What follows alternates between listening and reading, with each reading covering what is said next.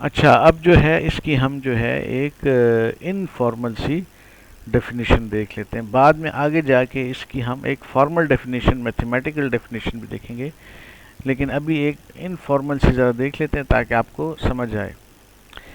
Given any function g of n, we define the theta notation g of n to be a set of functions that are asymptotically equivalent to g of n।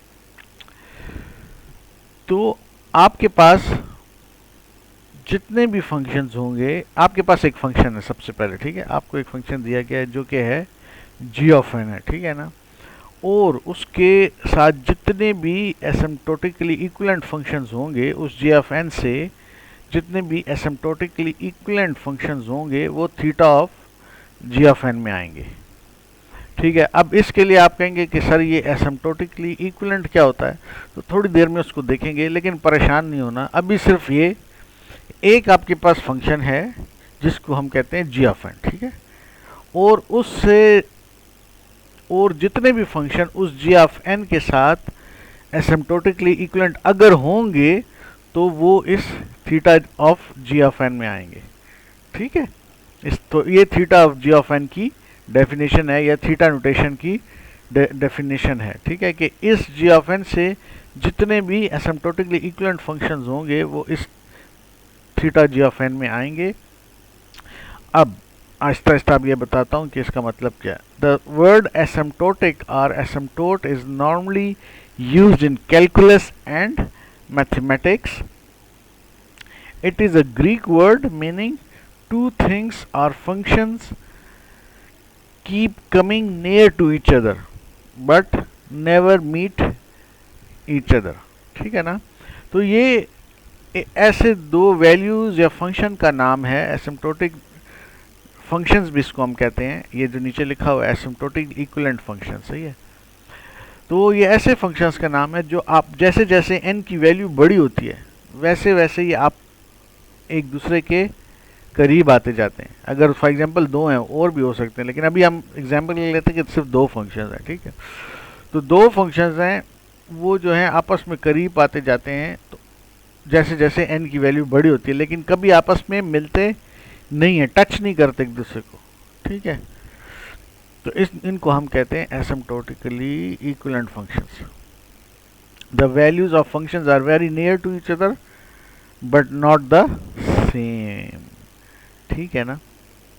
तो इसका क्या मतलब हुआ? इसका मतलब ये हुआ कि g of n अगर आपके पास एक फंक्शन है और जैसे जैसे n की वैल्यू बढ़ती है तो इसके अलावा और जितने भी फंक्शंस हैं g of n के अलावा, एक तो हमने पिक किया हुआ है ना g of n, इसके अलावा और जितने भी फंक्शंस हैं जो कि g of n के करीब आते हैं लेकिन उसको टच नहीं करते हैं, वो सारे के सारे जो हैं थीटा g of n में आएंगे, ठीक है ना।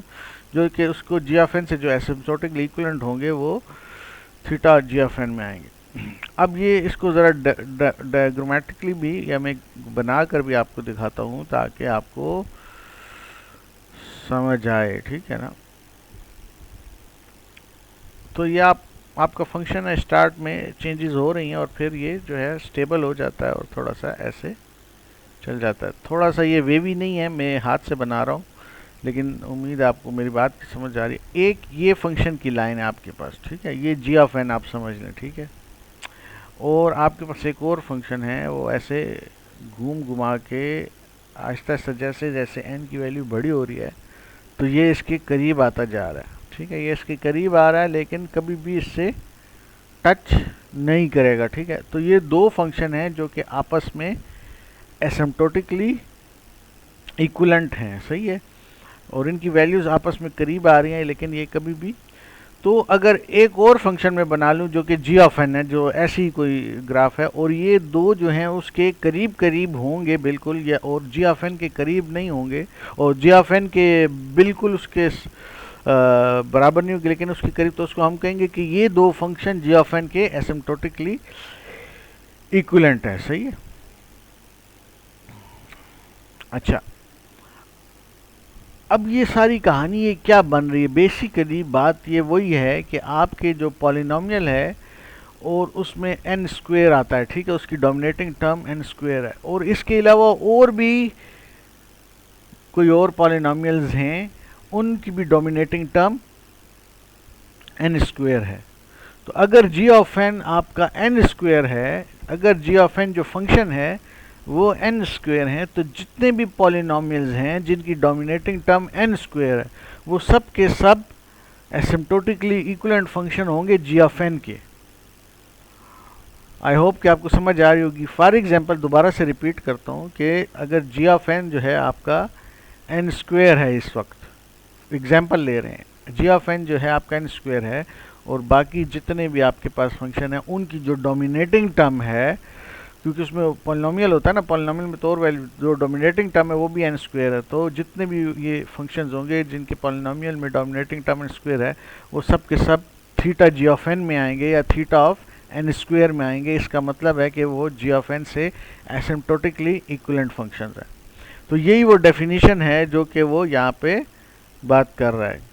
आप समझे कि आपका जो फंक्शन था जी ऑफ एन वो एन स्क्वेयर था, ठीक है।